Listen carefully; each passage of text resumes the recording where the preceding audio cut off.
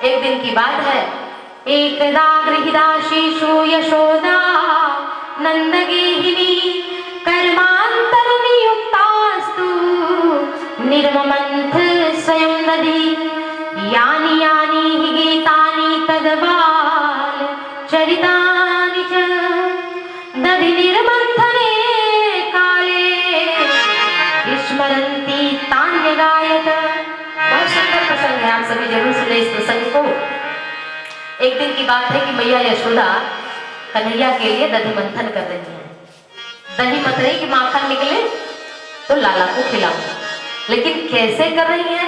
कर्मांतर नियुक्तास्तु, हजारों लाखों दासियां हैं नंद बाबा के यहाँ, लेकिन अपने बेटे को दासियों के सहारे कृष्ण की पूजा नहीं करवा रही है, वो स्वयं दधि मंथन कर रही है। स्वयं दधि मंथने, माँ स्वयं दधि मंथन कर रही है, क्योंकि भगवान की पूजा या अपने छोटे से बालक की सेवा माँ को पहले स्वयं करना चाहिए। आज की परंपरा में तो माँ दूध ही नहीं पिलाती बालक को, और भगवान की सेवा भी दास दासियों को, नौकर को सौंप देते हैं। ऐसा नहीं करना चाहिए। भगवान की पूजा से भगवान के लिए दधि मंथन कर रही है, मन कर्म वाणी से पवित्र होकर, मुख से गान कर रही है, हाथ से दधि मंथन कर रही है और मन में स्मरण कर रही है। दही निकाल रही है और आज कन्हैया भूखे हैं। गाय चराए के सारे ग्वाल बाल जो बड़े हैं वो आ गए, तो उनको देखा कन्हैया खुश हो जाते थे कि सब गाय चरा के आए हैं, मैं भी कभी जाऊंगा चराने। क्या मैया से थोड़ा नाराज थे कन्हैया, बोले मेरे को भूख लगी है मैया, मैं दूध पीऊंगा। मैया बोले अभी तो दधि मंथन करियो, थोड़ा रुक जाना, अभी पिलाऊंगी दूध। बोले नहीं मेरे को अभी दूध पीना है। बालक कहा, मैया बोले चलो ठीक है। गोदी में ले लिया कृष्ण को और दुग्ध पान कराने लगी मैया।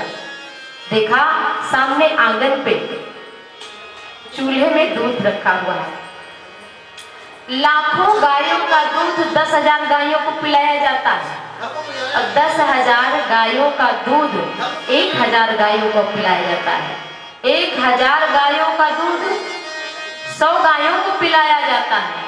100 गायों का दूध 10 गाय को पिलाया जाता है। 10 गाय का दूध 1 गाय को पिलाया जाता है। उस गाय का नाम है पद्मगंधा।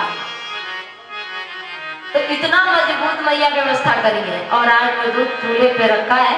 अब दूध सोच रहा है, दूध भगवान की लीला में कोई चीज भैया जड़ नहीं है, चाहे उनके वस्त्र हो, कुंडल हो, सब कुछ चैतन्य है। तो दूध सोच रहा है जो चूल्हे पर पद्मगंधा गाय का, उस दूध ने सोचा कि अगर आज सारा पेट भर लिया मैया के दूध से तो हमको कैसे पान करें। तो उफलने लगा, उबलने लगा, थोड़ा वहां दूध क्रोधित हो गया, बहने लगा। मैया ने सामने देखा, कन्हैया को धम्म से नीचे बैठाया, दौड़ करके गई। अरे इसके मारे तो सारा काम बिगड़ जाता है। थोड़ा काम काज वहां पर निपटाने लगी मैया, और इधर कन्हैया थोड़ी प्रतीक्षा करे थे। बालक को और भी क्रोध आ जाता है जब दूध पूरा पीने को न पावे मैया का, रोने लगता है कि नहीं बालक, हमें नहीं पूरा दूध पीना, पेट जब भर जाता है तब मानता है। तो कृष्ण बोले बांके बिहारी लाल की, माखन चोर भगवान की।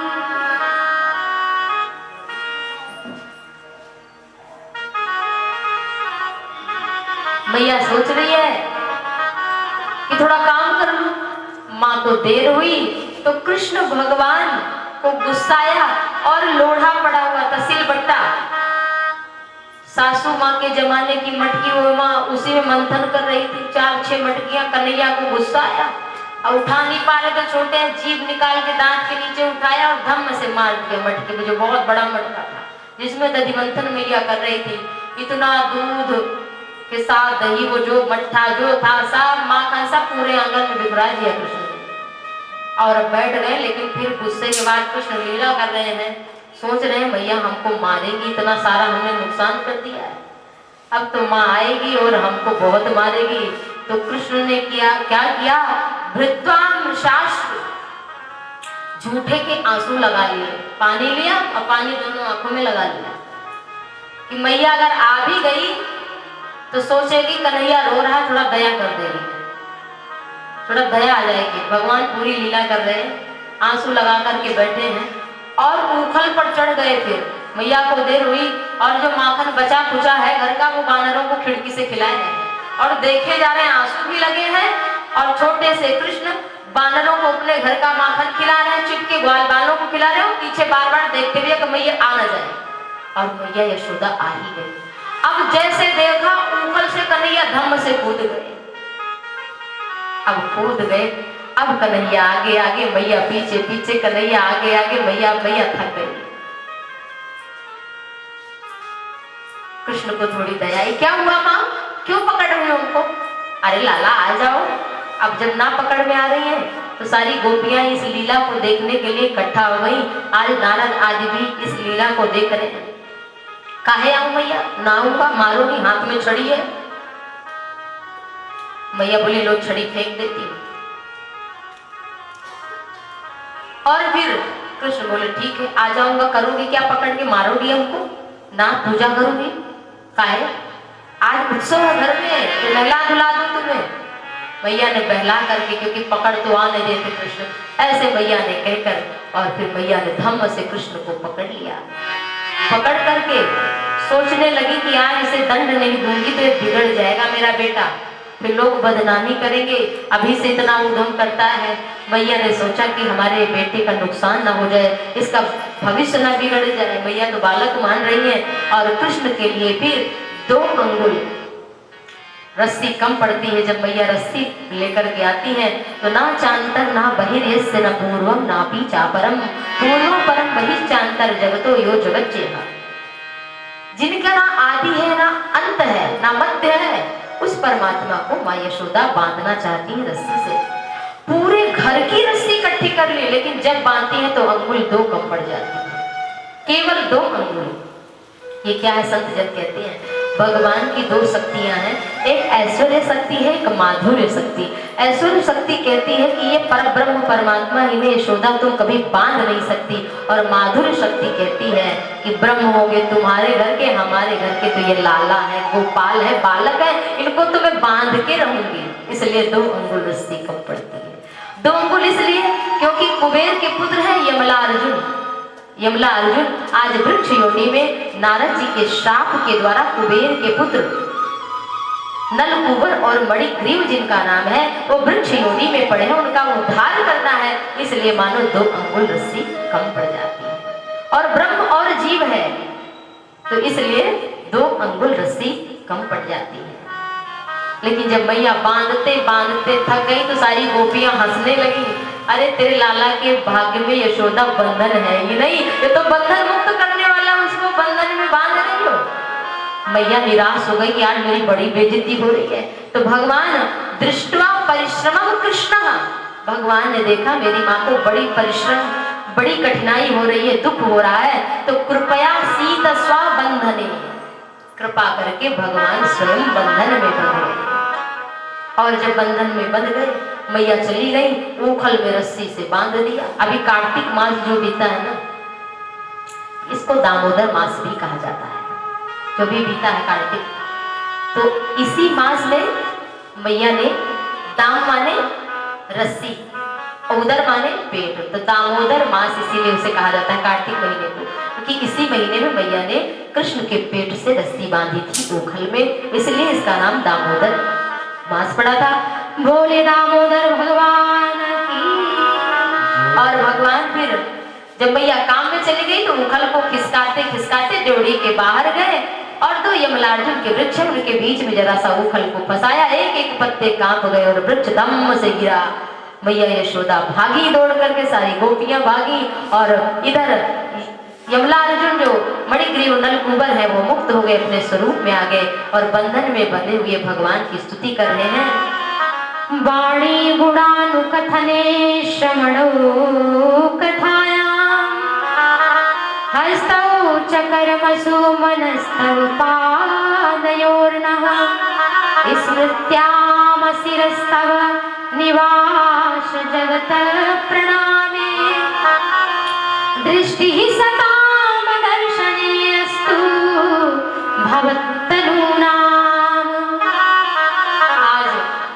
कुबेर के दोनों पुत्र भगवान श्री कृष्ण की स्तुति कर रहे हैं कि इन वाणी से हे प्रभु आपके गुणों का गान करें, कानों से आपकी कथा सुने, हाथ से संत भगवंत की सेवा करें, मस्तक को संत भगवंत के चरणों में समर्पित करें, सुंदर रूप धारण करके उस वृक्ष योनि से मुक्त होकर के कुबेर लोक को चले गए। बोले मुक्तदाता भगवान की। इधर जब पता चला कि वृक्ष गिर गए हैं, बाबा नंद थोड़ा नाराज हुए। यशोदा मैया बोली अब ऐसा नहीं करेंगे। बोले थोड़ी सी बात के लिए कृष्ण को तुमने उखल से बांधा, रस्सी से भी कुछ हो जाता, वृक्ष गिरे तो। अब उनको क्या पता कि ये मुक्तिदाता भगवान है, ऐसा वात्सल्य प्रेम प्रभु लुटा रहे हैं। समय बीता, एक फल बेचने वाली आई, एक फल बेचने वाली आई जो समस्त यज्ञ धर्म जप तप आदि के फल स्वयं भगवान है। वो आज जब सुना कि कोई फल बेचने वाली आई है तो स्वयं अंजुली में थोड़ा अनाज भरकर दौड़ करके जा रहे हैं। छोटे से छोटी सी अंजुली है, उसमें 2-4 अन्न जब दौड़ते दौड़ते गए फल वाली के पास तो 2-4 अन्न मात्र बचे थे। उस कृष्ण ने देखा हमारे हाथ में सब खाली हो गया। वो तो मंत्र मुग्ध हो गई, फल बेचने वाली देखकर अपने हृदय से लगाया, गोदी में बैठाया, कृष्ण के दोनों हाथों में नाना प्रकार के फल दिए। कन्हैया इधर से भी फल लगाते, इधर से फिर लगाते, ऐसे करते, पूरे शरीर में फल ही फल लगा लिया। अब जहां जैसे अटकता है अटका लेते हैं। अब वो तो खूब प्रसन्नता पूर्वक देती है। कहते हैं कि प्रभु श्री राम जब अयोध्या आ रहे थे, 14 वर्ष का वनवास पूर्ण करके, तो निषाद की माता थी, उन्होंने कहा था राम जी से कि चलो जब आप लौट करके आना, 14 वर्ष पूरा हो जाना तो घर से जाना, तो मेरे घर का भोजन करके जाना, फल ग्रहण करते हुए जाना। भगवान तो नहीं आ पाए क्योंकि भरत जी प्राण त्याग रहे थे राम के वियोग में, इसलिए मन ही मन माता से कह दिया था निषाद की कि जब द्वापर युग में हम आपका फल अवश्य आपकी गोदी में बैठ करके ग्रहण करेंगे।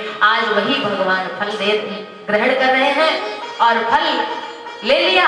2-4 जो अन्न थे वो टोकरी में डाल दिया और वो बड़ी प्रसन्न होकर कृष्ण के रूप का ध्यान करते हुए चली जा रही है और उसकी टोकरी भारी होती चली जा रही है। और जब अपने घर में टोकरी रखती है और कपड़ा हटा कर देती है तो नाना प्रकार के रत्न मणि के भरे हुए हैं, उसके नेत्र सजल हो जाते हैं कि गोविंद कुछ लेते नहीं है, वो तो देते ही देते हैं।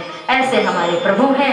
बोले बाल गोपाल भगवान की। नंद आदि गोपों ने मन में निर्णय किया कि भैया अब हमको गोकुल छोड़ देना चाहिए क्योंकि आए दिन कोई ना कोई उत्पात हो रहा है। नंद उपनंद आदि नवनंद जो हैं वो उन सब ने विचार किया कि अब हम सब चलेंगे वृंदावन। वनम वृंदावनम नाम उपसव्यम नवकाननम गोप गोपी गवाम सेव्यम पुण्यादि तृणवीरुधम प्रेममयी श्री राधिका प्रेम सिंधु गोपाल प्रेम भूमि वृंदा विपिन प्रेम रूप व्रजवाल प्रेमन वृंदा विपिन निहार। यद्यपि मिले कोटि चिंतामणि तदपि न हाथ पसार। आइए हम सभी भी वृंदावन चलते हैं जहाँ पर भगवान का नित्य निवास है। इस भजन के साथ में